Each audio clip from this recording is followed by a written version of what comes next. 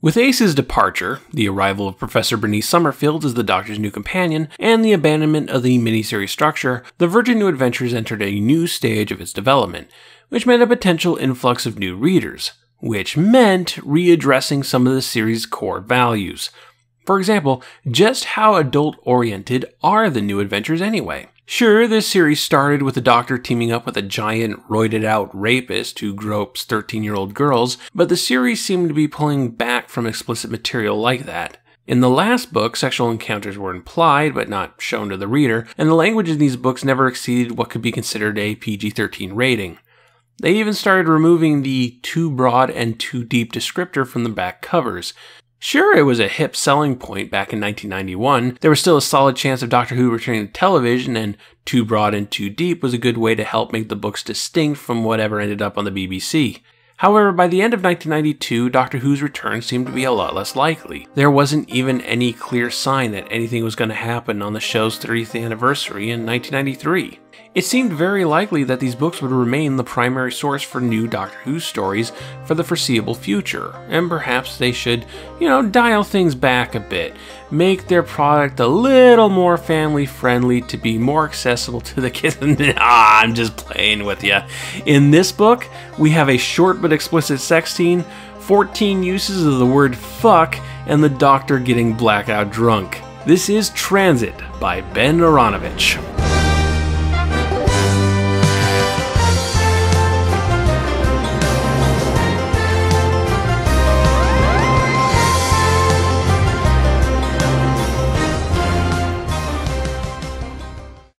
In the early 22nd century, most of the planets in our solar system are connected through the Sol Transit System, or STS, a massive public transit system that teleports subway-style cars from planet to planet. Going from Earth to Pluto takes all of 15 minutes, if the trains are running on time, which they rarely are. The whole system is starting to look a bit run down, and it's time for the next big expansion.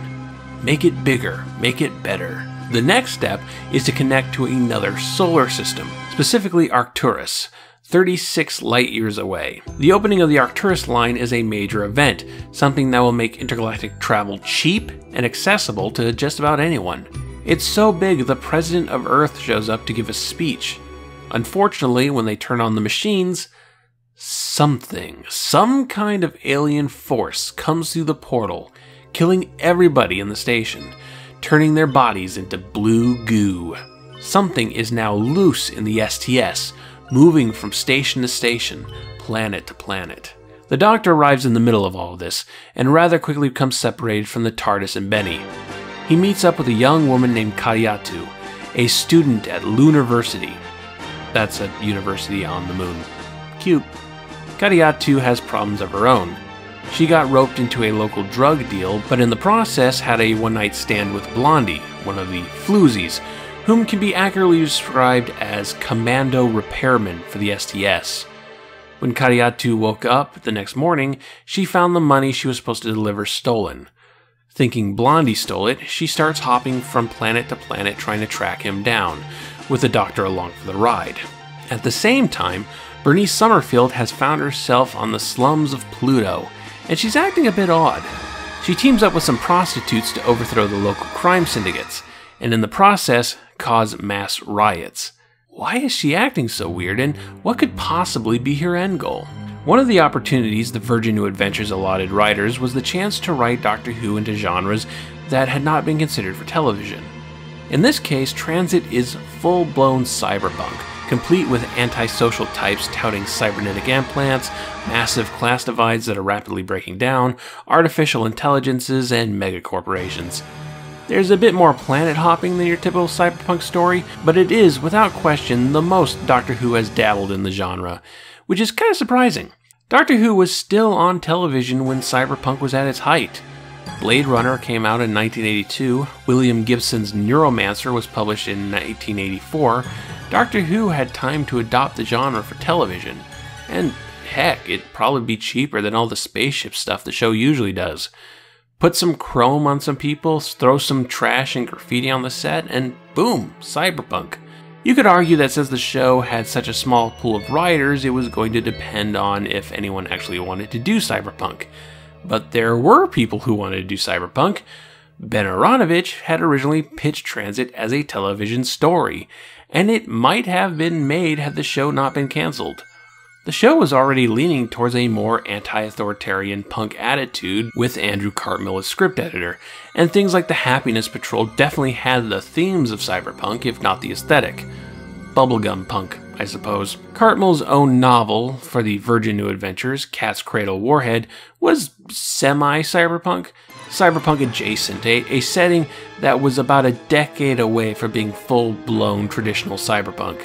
So yeah, there was some interest in doing this kind of stuff among the writing staff. It just never got off the ground for whatever reason. So here we are, 1992, the tail end of the cyberpunk boom, the same year as Neil Stephenson's Snow Crash. You may disagree, but for my money, Snow Crash was the last cyberpunk's work of any real significance to the genre. Wait, sorry, I forgot anime. I mean last significant work from English-speaking nations. Wait, also, I guess video games too. Well, video games relate to everything. Since then, there have been more works that have ironically used the cyberpunk aesthetic than genuine works. It's become a fashion trend like steampunk after it. Oh yeah, I went there. Fight me. Cyberpunk back in the day wasn't just a new genre of science fiction, it was largely a course correction of the more optimistic and utopic science fiction that arose from the seemingly idyllic post-World War II American middle-class lifestyle, which is totally perfect because it doesn't include people of color, LGBT individuals, or communists, combined with the wide-eye idealism of the space race and the wonders of putting a man on the moon. So what you ended up with was a lot of idyllic space utopias dealing with alien outsiders threatening their perfect spaced Western society. Even Star Trek, with its more inclusive crew and more liberal themes, was still largely this. Oh, and also, space-age sci-fi really failed to predict the importance of computer technology. This was in contrast to the rise of counterculture beginning in the 1960s, as the youthful baby boomer generation became more and more disillusioned with government society, resulting in things like the punk subcultures. In many ways, cyberpunk came about the same way the space adventure did, with the intersection of modern society and bleeding-edge technology. Ming stepped out of a VIP shuttle onto the new Central Line platform. The terminal complex was being built into the bedrock under the permafrost of the Martian pole, half of the world from Olympus Mons, one stop up the line and 3 minutes by transit. Only half the light fittings had been installed, and a team of artificers were still laying the red and green ceramic finish on the platform walls. Ming called out the building schedule on her clipboard. The platform should have been ready for over 2 days. Most managers had a data projector chipped directly into their retinas, but Ming liked to see where she was going, and besides, you could hit people with a clipboard. A big silver arrow pointed at a wide exit. At least the direction holograms were up. The Galleria was filled with noise and dust. Both walkways were in place, but the consumer outlets were still big gaps in the walls. Here and there, messages in spray paint indicating that the space had been leased in advance. A quick curry franchise, service in 30 seconds or your money back, was already doing trade off portable stoves, and the smell of spices mingled with the cement dust. Off-shift workers squatted in little groups, eating curried goat with their fingers. Oh, that right there, that is some prime cyberpunk world building. In 2 short paragraphs, we get a sense of the space, of the disrepair due to inefficient corporate meddling, the extent to which multiculturalism is tolerated, i.e. franchise cheap foreign food for lower-class workers, some of the futuristic technologies being implemented, such as holograph projectors, touchscreen clipboards, which are considered less top-of-the-line than direct eye implants, even though these implants are actually less efficient, making it an issue of fashion rather than practicality, which in turn informs the characters of Ming, who is in charge of the construction of the Arcturus line, and by extension the Floozies, who, with their implants and brazen attitudes, are pretty much the archetype of cyberpunk characters. I mean, this is exciting, this is the kind of stuff I like. So why did this subgenre kind of fizzle out in the 90s? Well, the culture and the technology changed. Of course, the 1990s weren't remotely perfect, but it felt more idyllic for many people. Margaret Thatcher was out, the leftovers of the Reagan administration were on the way out, the Cold War was over, the economy was improving. We were entering a time seemingly far nicer and more peaceful than the world had seen in ages. While of course many stuck to their guns, the larger punk subculture didn't really have the bite it used to have. As for computers, they'd become as commonplace in the household as microwave ovens, just another appliance. They lost a lot of the mysticism around them. Cyberpunk was still a cool aesthetic, sure, but it had lost a lot of its thematic bite by the mid-1990s, and by the time things started to turn crappy again, well, the culture of science fiction had kind of become a weird, self-reflective mess that we're still sorting through today, and the phrase blank punk had kind of become a joke in the many goofy permutations that all fail to really grasp the meaning of the word punk. You're not punks, you're just trying to spice up your Victorian costume party. So here, at the tail end of the subgenre's relevance, what does Cyberpunk and Doctor Who have to offer each other? Well, the Doctor is all very anti-authoritarian, and the Cartmill era of the show was almost there. The Seventh Doctor himself is about as far away from Cyberpunk as you can get visually, with the whole question mark motif and the umbrella and children's show costuming and what have you. Of course, that look doesn't exactly fit in no matter where the Doctor lands, which is kind of the point.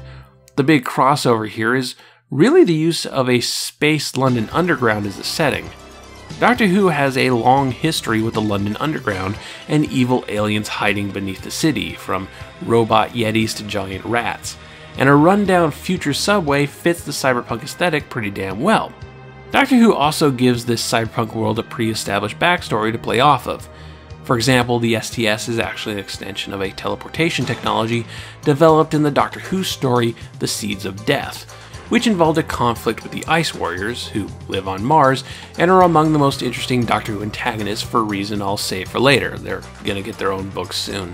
Earth soundly won, and in response, humanity claimed Icework iconography in a very disrespectful, very white woman in a Native American headdress kind of way. There were no stalls set up on the station platform, instead flickering holograms above the exits pulled at the eye. Looking at them made Kariatu feel hot and bothered, probably packed with subliminals, thought Kariatu, and glanced back to see how the Doctor was doing. He stopped to look up at one of the holograms. It showed a woman in abbreviated Ice Warrior armor chained against a wall of folded neon. The thrust of her hips promised aggression and imminent violence. Ice Maiden's famous logo, the iconography of the Thousand Days' War. The Doctor's face was intent as he examined the hologram, not aroused, merely curious, as if the writhing figure was an anthropological exhibit.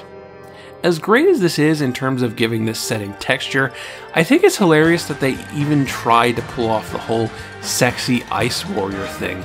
It's like putting a woman in a full-body Mr. Peanut costume and trying to make that the mascot of your strip club. So this is where the merging of Doctor Who and Cyberpunk really works. What doesn't work quite so much? Well, the vocabulary.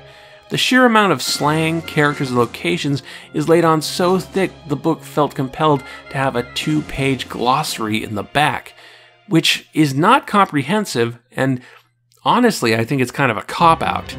A glossary? That's a book going, I couldn't find a way to explain these ideas organically.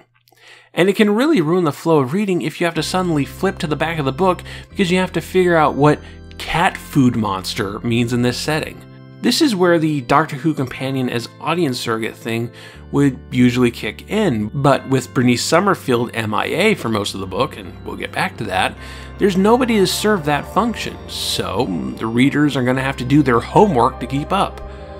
I'm not a huge fan of this kind of thing. I mean, your Lord of the Rings appendices can flesh out the world, but you don't need all of that to follow and enjoy the story that's been written. You combine that with excess amounts of swearing, sex, and substance abuse, fairly typical of cyberpunk, and you find yourself with a story with a, well, much more limited fan base than you might have had otherwise.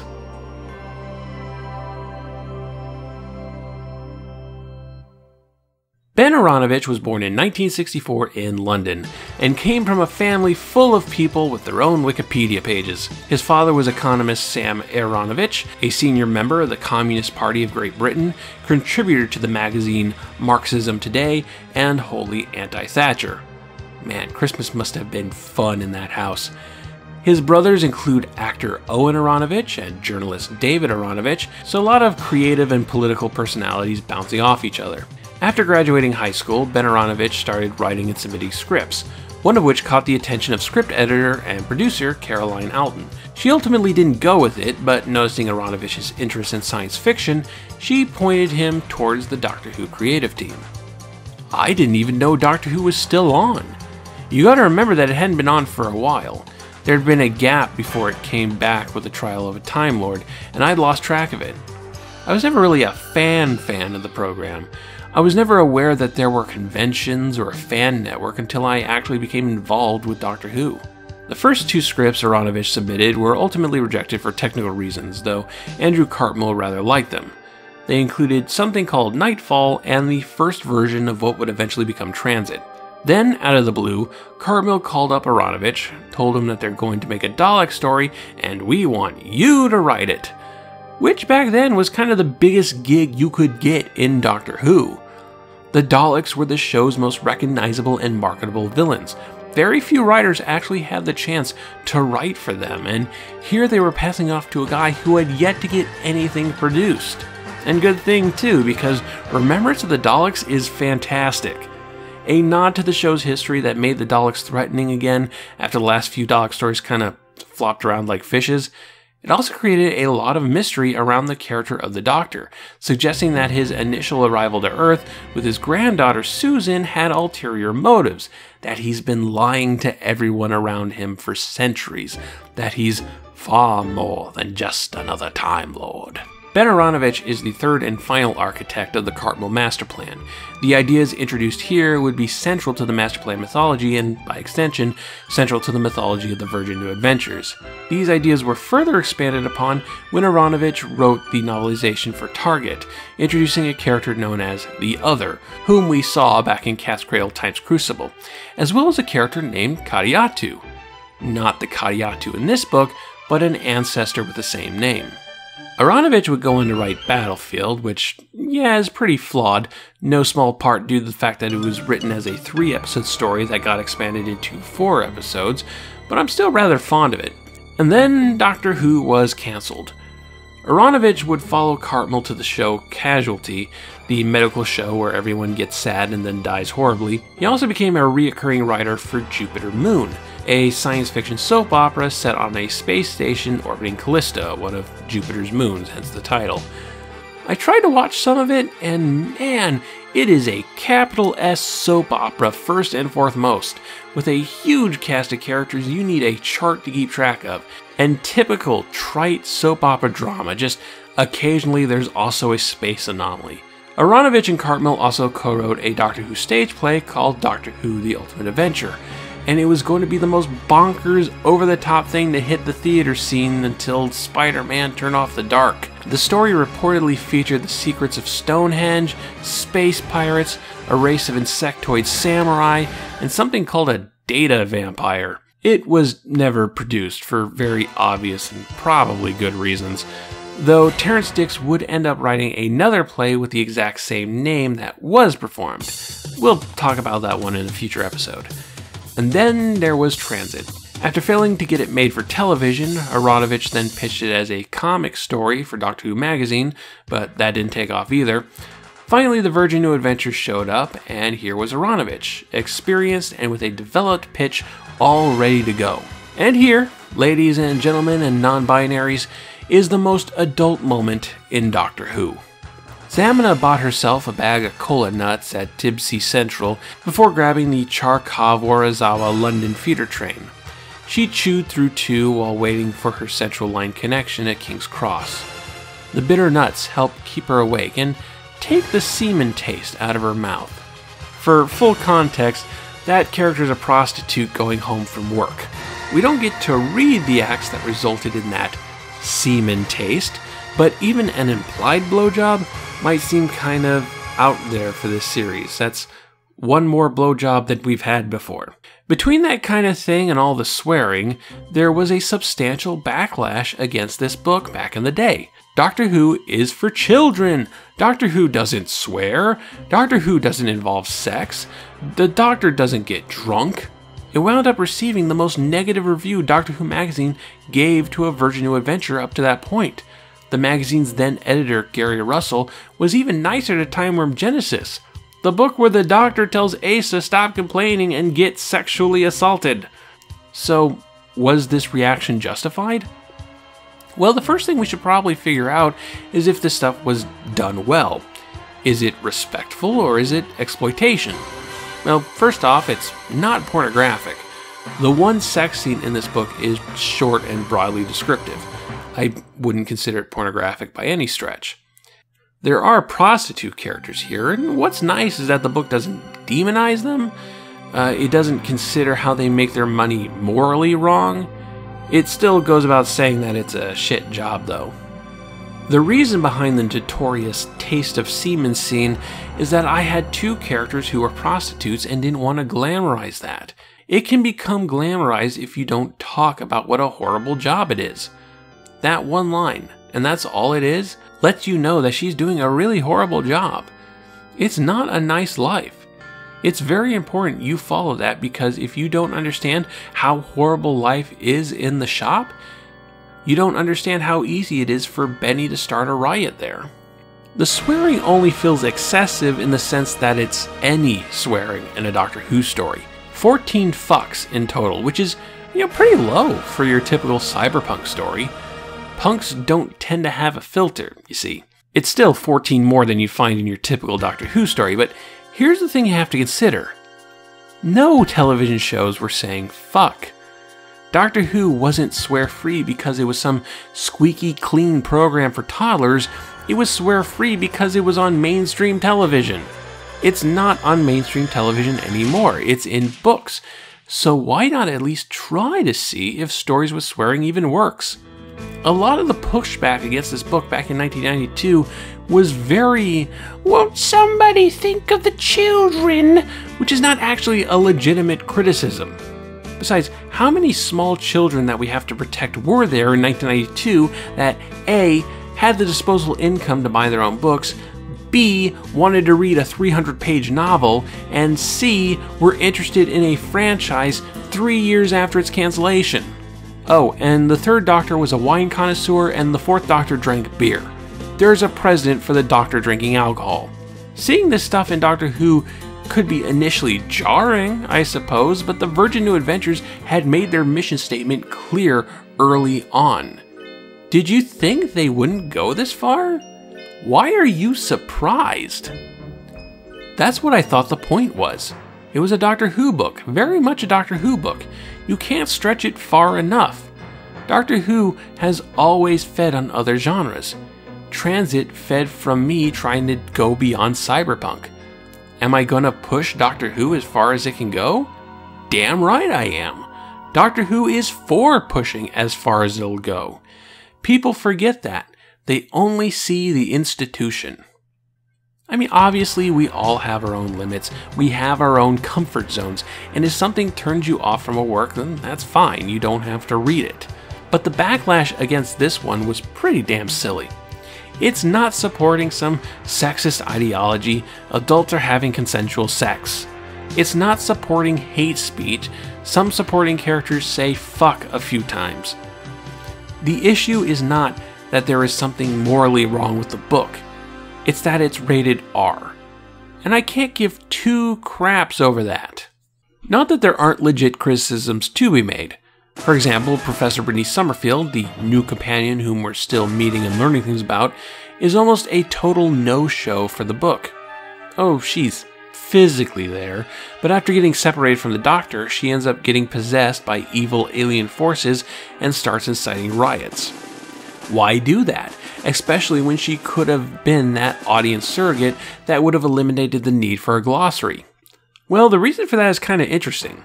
See, when he was writing this book, Aaronovitch didn't plan on Benny even being there, because this book was actually the almost introduction of Kariatu as the Doctor's new companion.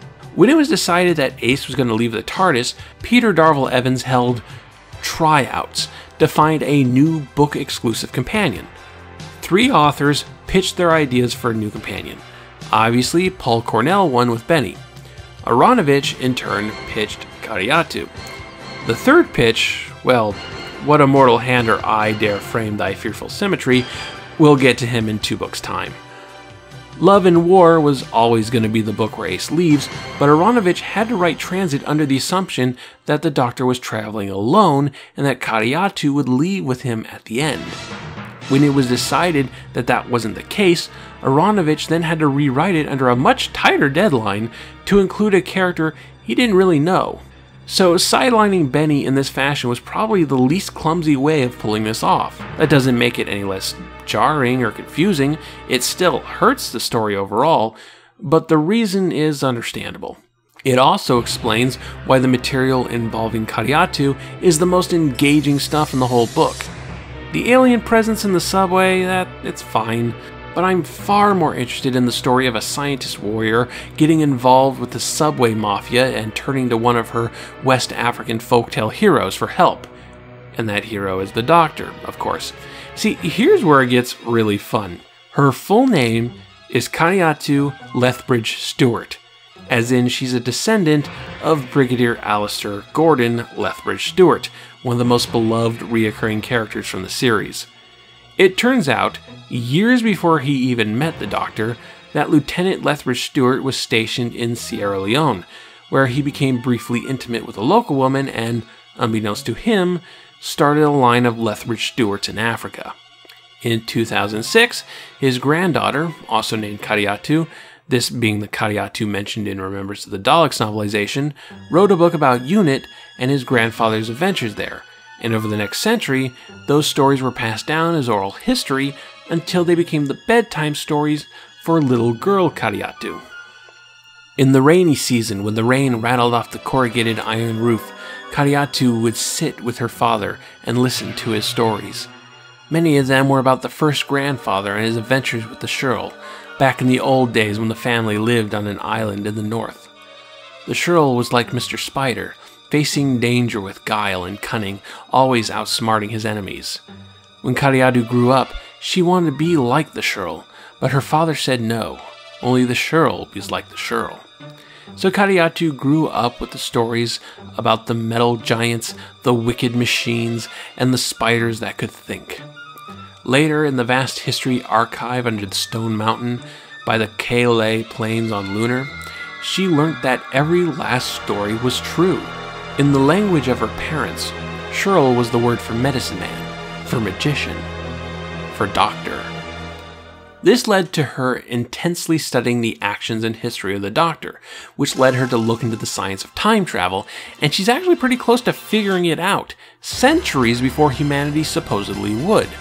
Or at least that's what the Doctor thinks. This gets him theorizing that there might be something more to her, that the universe is somehow allowing her to do things she shouldn't be able to do. And we settle on the thesis that CtW is humanity's near-evolutionary response to the Doctor's meddling on Earth, someone capable of facing him down. The anti-Doctor. That's a touch over the top, but it's fun! Clearly a lot of mystery and intrigue was put into CtW, something to follow up on if she had been made the reoccurring companion instead of Benny. I don't want to undersell it, this book has some major structural hiccups, but there's a lot of fun here. The Doctor rides a future surfboard through a wormhole or something. The mental discipline wasn't hard. He adapted an old Gallifreyan flying mantra. The trick was in anticipating the gateways, riding the energy wave front as the board broke through the interface. It wasn't that different from sea surfing. The Doctor wished he'd paid attention when he'd been on that Australian beach. And can you just imagine Sylvester McCoy on a surfboard? This could have been on television, folks. The final conflict takes place in a weird other dimension to face the unnamed presence, the Doctor calls it Fred, which the Doctor challenges in a battle of mental powers, where we see the Doctor's subconscious manifest itself as a bunch of tiny aces that the Doctor moves around like Pikmin, and also this guy. There was no sensory input, but there was a sensation of movement. The Doctor felt himself marooned in space of infinite complexity. he realized instantly that he was in danger of disassociating, flying apart down all the logical pathways of probability. I am what I am what I am, he thought fiercely, and felt a part of himself detach and go spinning down an alternative pathway. He got a glimpse of himself as he went. He had outsized forearms with anchor tattoos and a pipe. Okay, sure. Popeye the Sailor Man. Sure, Popeye, sure. We'll just have Popeye the Sailor Man as part of the Doctor's subconscious. Doctor Who, Popeye crossover. Yeah. The Master teams up with Bluto to kidnap Sweet Pea. Olive Oil is the Doctor's new companion. Wimpy gets exterminated by Daleks. Hey, we gotta push Doctor Who as far as it'll go. Isn't that right, Aaronovitch? Isn't that right? So, it took me 2 readings for this book to really gel with me. For some, that's not really an endorsement. With its thick vocabulary that requires a glossary and some highly conceptual ideas involving the alien what's-it and a ton of locations and characters to keep track of, it lacks a certain amount of instant gratification and might take a second pass to fully appreciate the plot. Some people don't appreciate that, and that's totally fair.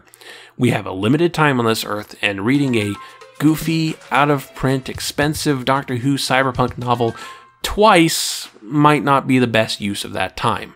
No shame in that. But if you're willing to do some heavy lifting and forgive what the book does with Benny's character, there is definitely some fun to be had. There is stuff to take away from here. Doctor Who and cyberpunk do work together. This is proof enough of that, and what's more, it's a book that taps into both the fun radicalness of the subgenre and still using it to brush against themes of class and culture. Some rather typical of cyberpunk, like cities segmented by class, with crime and poverty down below and wealth and corruption up top, and some rather unique ones, like culturally appropriating aliens in both negative and positive ways. The book has these pockets of dense world building and detailed-oriented descriptions, and even if they don't tell you what the words they're using to describe things mean half the time, they can be really tasty treats. Cat Food Monster, by the way, is a homeless person. This is one of those books where the B-plot, in this case the stuff involving Kariatu, is more interesting than the A-plot. The monster is intentionally vague and nameless, but without much in the way of gimmick or finesse. There's just not a lot of petrol in that plot. With Kariatu, there's discussion and mystery and the promise of a future confrontation when she gets that time machine working. She's the best part of the book, and good news, she's gonna be a recurring character, so there will be more where that came from. Overall, I do like this book, if not enthusiastically so. If you're looking for solid late period cyberpunk, if you want to see who the first Doctor Who companion of color might have been, if you don't mind the phrase semen taste, then give it a look. Next time, the Doctor and Benny search for the ruins of an ancient empire on a faraway planet, but they're not the only ones. Criminals, tourists, and blood-frenzied cyborg turtles lead to a comedy of errors and the most epic menstruation joke in science fiction history. Stay tuned.